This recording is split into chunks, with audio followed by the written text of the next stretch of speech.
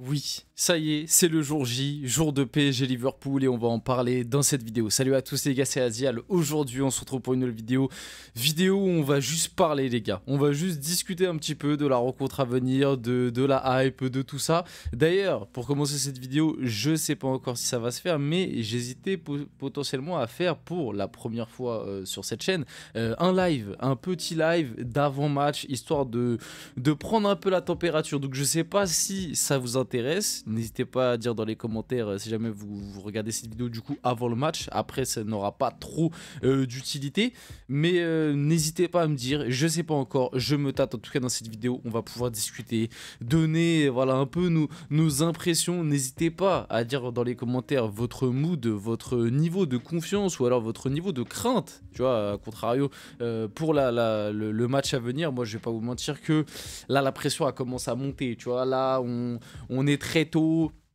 La journée va être très très longue, tu vois, j'ai pas mal de choses à faire en plus. Je vais essayer de vous sortir quelques contenus, quelques trucs intéressants. Donc franchement la journée va être très longue, la hype est de plus en plus présente, je vois énormément de choses passer, je vois même énormément d'élan positif côté PSG, ce qui à des moments peut être un peu piégeur, on va pas se mentir, ça peut être, ça peut très vite se retourner contre nous.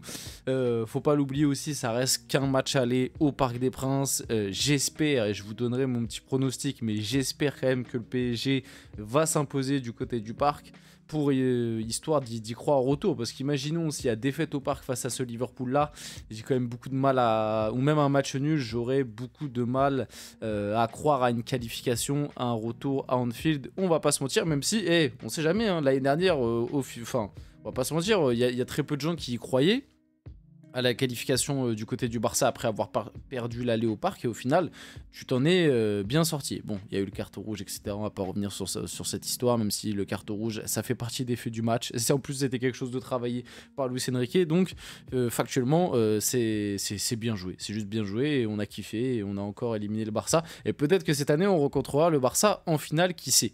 Donc avant que la vidéo commence, n'hésitez pas à liker, commenter, partager, vous abonner, ça fait toujours plaisir, ça aide pour le développement de la chaîne, et nous on va pouvoir y aller dès maintenant et du coup discuter un petit peu du match. Donc sacré test pour le PSG, ce sera Liverpool en 8ème de finale, sûrement la meilleure équipe d'Europe depuis le début de la saison. Vous le sentez comment? Bon, n'hésitez pas, hein, comme d'hab, à me dire dans les commentaires votre ressenti, votre niveau de hype. Est-ce que vous avez peur? Est-ce que vous êtes confiant? Est-ce que vous pensez à la qualif? N'hésitez pas à me dire qui vous voyez favori.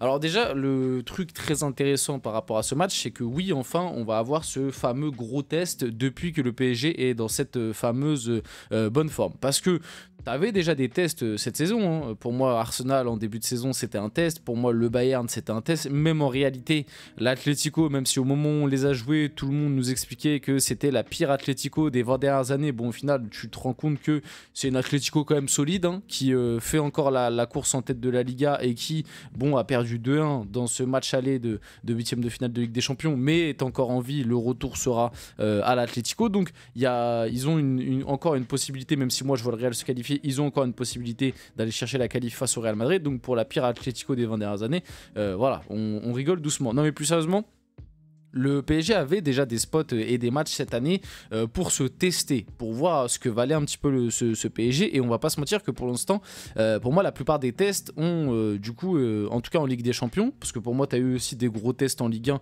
que par contre, tu as tous réussi. Hein, parce que en Ligue 1, on le rappelle, tu es invaincu. Et puis à chaque fois que tu as affronté des équipes solides, tu les as juste torpillées. Donc par rapport à ça, il n'y a rien à dire. Mais en Ligue des Champions, comme j'ai dit, Arsenal, l'Atlético, il y a qui d'autre que j'oublie, le Bayern, pardon, j'ai eu un petit trou. Pour moi, c'est 3 matchs où c'était des tests et tu as perdu.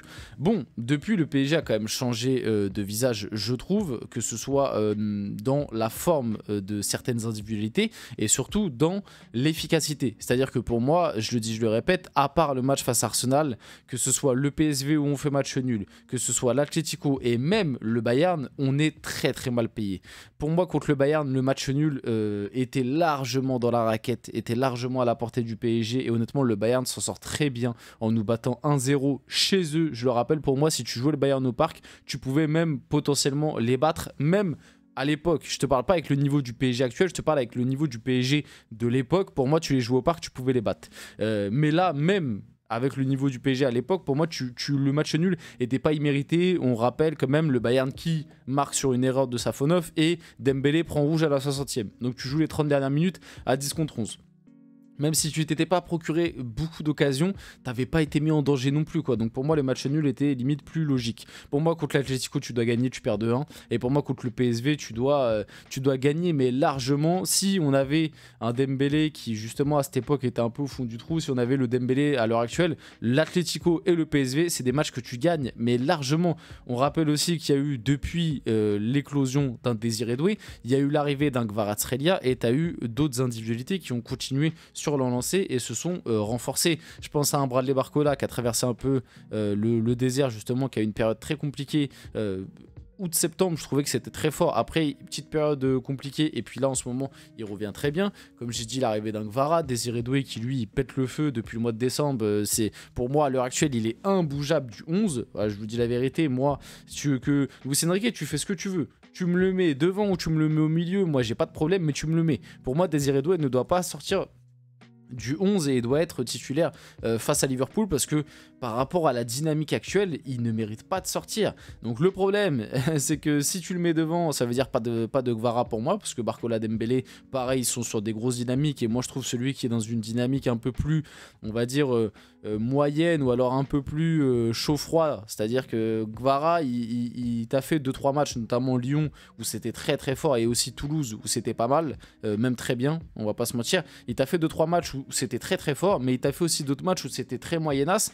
Donc par rapport à la dynamique actuelle, moi je mets si t'as envie de mettre Doué devant, je mets Barcola, Dembélé, Doué. Par contre, si t'as envie de mettre Doué au milieu de terrain, tu peux mettre Kvara devant, et du coup je mettrais João Neves, Vitinha, Doué.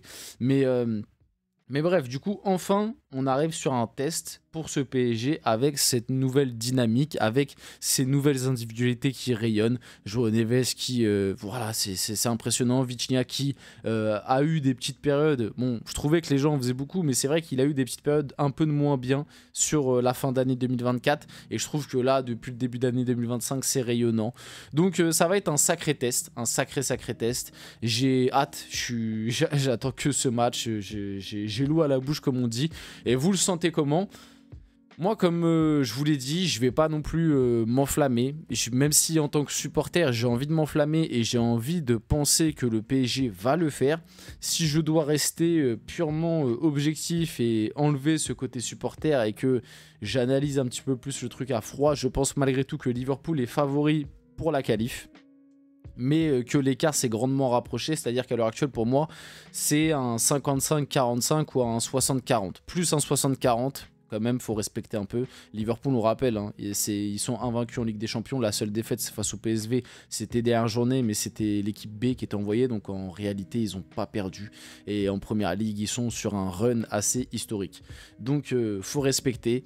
Ils ont notamment vraiment étrillé le Real, etc. Donc un 60-40, mais pour moi le PSG a quand même de grandes chances de le faire, et notamment pour ce match aller, si je dois vous donner un petit prono, je vois le PSG gagner.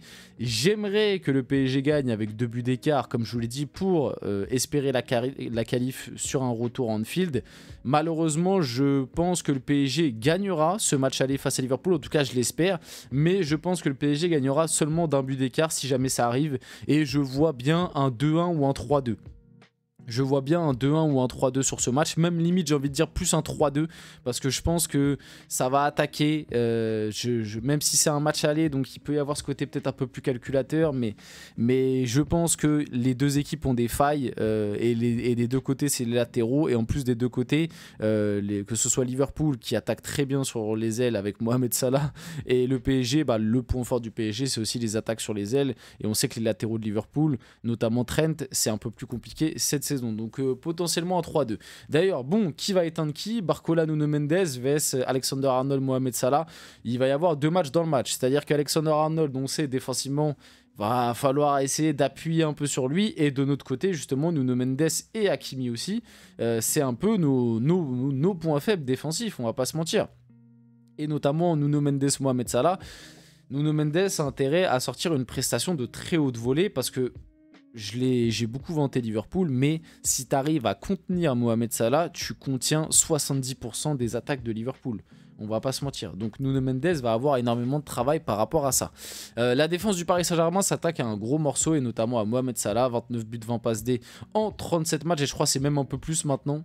Il me semble qu'entre deux, il y a eu une ou deux passes D en plus et peut-être un ou deux buts en plus. Il va falloir être costaud et ça va, comme j'ai dit, ça va être l'un des gros axes de ce match. Ça va être de contenir Mohamed Salah, si tu veux, parce que c'est lui qui fait 70% des attaques de Liverpool, on va pas se mentir. Donc si tu arrives à le contenir avec notamment un grand Nuno Mendes, tu pourras, je pense, limiter la casse défensivement.